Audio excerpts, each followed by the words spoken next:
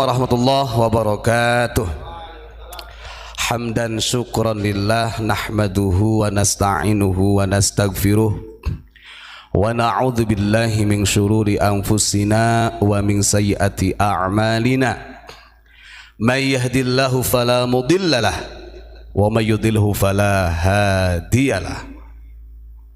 Allahumma shalli ala sayyidina Muhammadin al-Fatih lima ughliqa wal khatimi lima sabaqa nasiril haqqi bil haqqi wal hadi ila siratikal mustaqim. Amma ba'd. Hadratil kiram, para alim, para ulama, sesepuh bini sepuh, wabil khusus guru urang sadayana Abuya Mama Gufron Al-Bantani yang telah berhasil mencetak para santri hafidh dan hafidhah, para santri yang mampu belajar membaca kitab kuning, bahkan mampu menggemparkan alam semesta dengan wamakolinya. Ini kita sangat bersyukur karena memang dari dulu Abah Gufron ini memang bukan ahli retorika. Kemudian ketika ada bahasa-bahasa yang disampaikan yang memang baku, kalau kurang-kurang mencerna ya jadinya begini. Tapi gak jadi apa, karena memang ini adalah menjadi gambaran-gambaran di mana kita ini memahami ilmu itu bukan hanya sekedar kulitnya saja, kan begitu. Para hadirin, para jamaah yang dimuliakan Allah Subhanahu wa taala, pada malam hari ini ada 2 poin yang ingin saya sampaikan.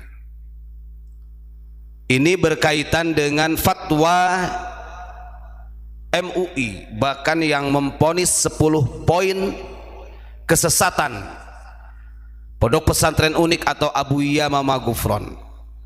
Itu yang pertama yang akan saya bahas. Yang kedua mengenai tentang Abuya Gufron katanya mampu bervideo call dengan malaikat Israel atau dengan Allah.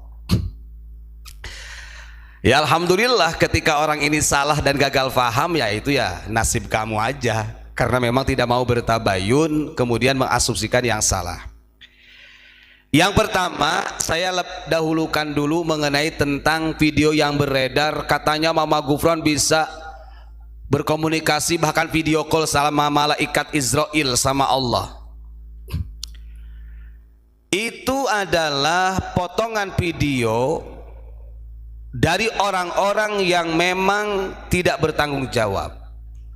Kalau kita paham video itu lengkapnya, Abuya Mama Gufron itu lagi bercerita kepada jamaah Samawi, ini masih zaman corona waktu itu, bahwa ada salah satu santri orang tuanya itu meninggal atau naza.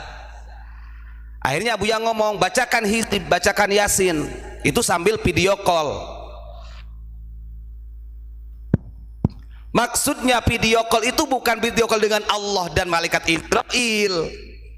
Goblok itu orang ini.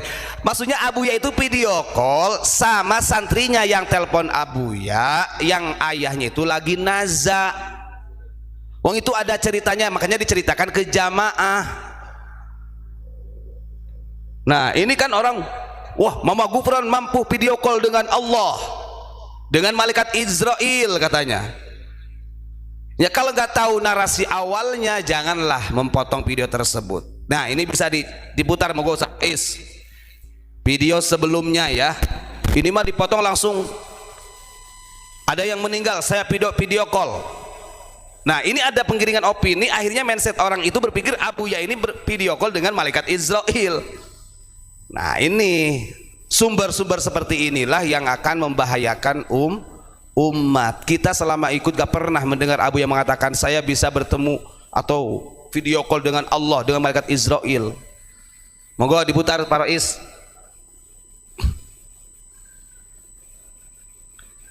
Kita tanggung jawab dunia akhirat. Kata saya yang tanggung jawab dunia akhirat. Contohnya ada yang meninggal, tolong bacakan. Nah, ini kan Abuya mau menceritakan, nah saya ini bertanggung jawab dunia akhirat. Contohnya apa? Nah ada yang mau meninggal. Coba ulangi lagi Pak Rois. Ya dari pertama.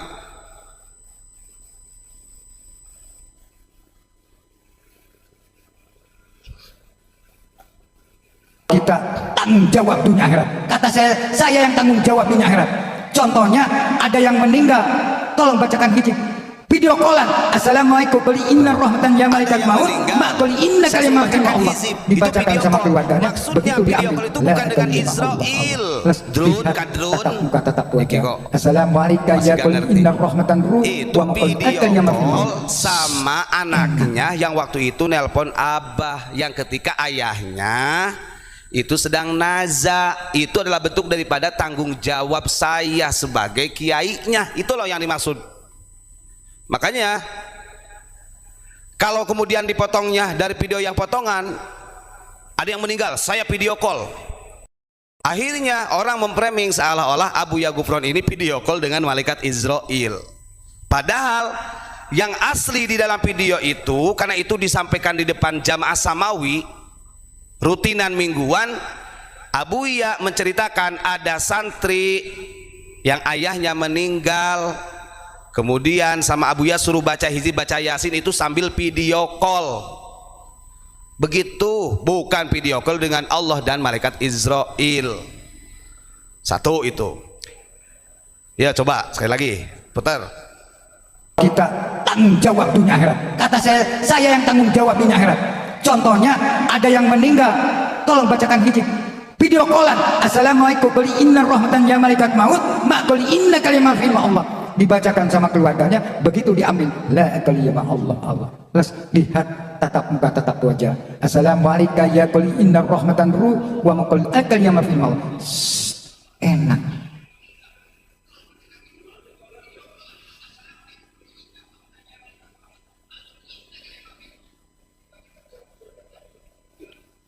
Tuh dibacakan sama keluarganya, itu maksudnya video callan itu sama keluarga anaknya yang lagi nazak bapaknya.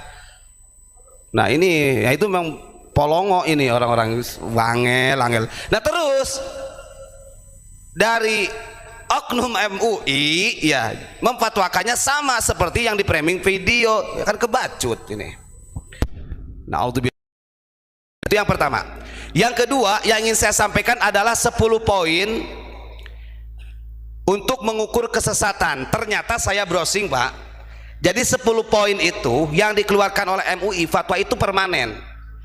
Jadi siapa saja yang dianggap sesat oleh MUI, maka 10 poin itulah yang keluar. Saya ada nih, saya udah browsing nih, itu tas screenshot, monggo Pak Rais. Jadi seperti ada beberapa ini yang sudah terjadi di Indonesia gitu kan, ada kerajaan ubur-ubur, terus kemudian Lia Eden, Al-Qiyadah Al-Islamiyah, Gerakan Fajar Nusantara, Puang Lalang atau Mahaguru dan lain sebagainya lah ya. Nah di sini indikator dan kriteria aliran sesat dalam fatwa Majelis Ulama Indonesia ada 10. Nah ini kan sama dengan yang diponiskan ke Abu Ya. Coba lihat. 1, mengingkari salah satu dari rukun iman yang 6, kan sama. Nah terus yang keduanya meyakini dan atau mengikuti akidah yang tidak sesuai dengan Al-Quran dan As-Sunnah, sama kan. Ketiga, meyakini turunnya wahyu setelah Al-Quran, mengingkari otentitas dan atau kebenaran isi Al-Quran, sama ini dengan yang dipatwakan ke Abu Ya. Bahkan sampai yang ke-10, mengkafirkan sesama muslim tanpa dalil syar'i, seperti mengkafirkan muslim hanya karena bukan kelompoknya. Duh, ini produknya MUI yang permanen. Kenapa dikaitkan dengan hubungannya Mama Gufron?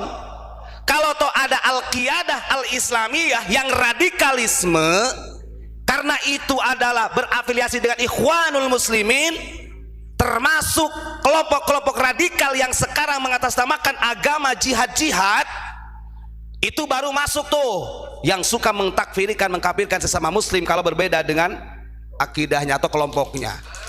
Begitu. Jadi ini dari orang-orang yang memang sudah jelas sesat. Tadi ada 7 kan yang ditulis oleh MUI, satu persatu itu sampai ada 10. Yang 10-nya dilemparkanlah ke unik semuanya. Ini dari beberapa poin ini kalau dibaca orang di browsing yang menyimpang, contoh Al-Qiyadah Islamiyah dari poin yang keberapa ada gitu Pak. Terus majelis apa ubur-ubur tadi ada lagi. Nah ini gak nanggung-nanggung 10 poin yang pernah dilakukan oleh aliran-aliran yang sesat itu diponiskan kepada pondok pesantren unik, kepada Abuya Gufron oleh MUI. Masya Allah, hebat. Ini adalah fatwa permanen, Gus. Jadi saya, oh ternyata 10 poin ini memang permanen, aturan fatwa dari MUI. Berarti ada apa nih kalau begitu? Hati-hatinya kade. Ulah rumah saja di ulama justru bakal ngagait maranehanana kana neraka. Da zaman kiwari mah Gus hesen yangan ulama nu sabener-benerna bahaya.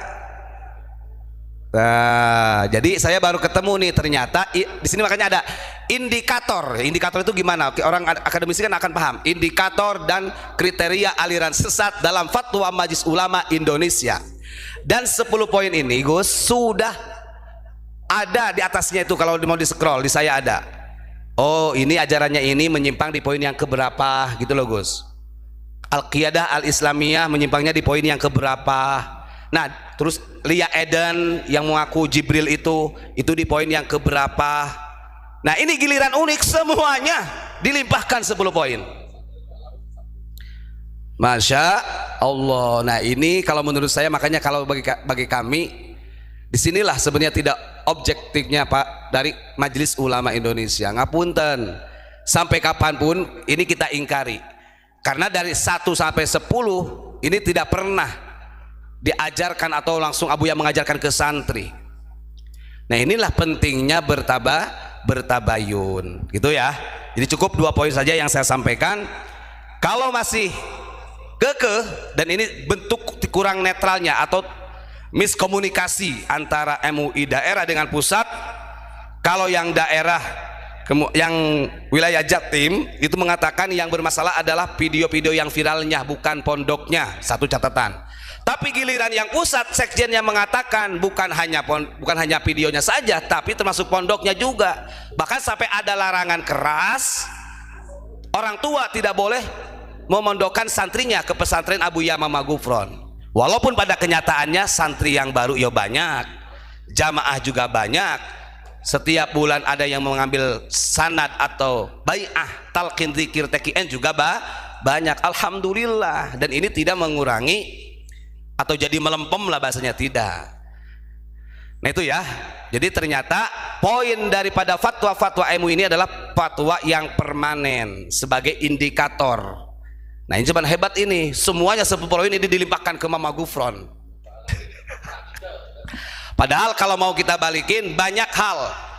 Kenapa ketika dari klan-klan mereka yang bukan ulama pribumi, yang katanya bisa memadamkan neraka dengan jari-jarinya, kemudian Isra Mi'rajnya 70 kali dalam sehari semalam, terus apa lagi? Kenapa kok didiamkan begitu? Nah ini salah satu bentuk kurang objektifnya dari Majelis Ulama Indonesia. Terima kasih. Assalamualaikum warahmatullahi wabarakatuh.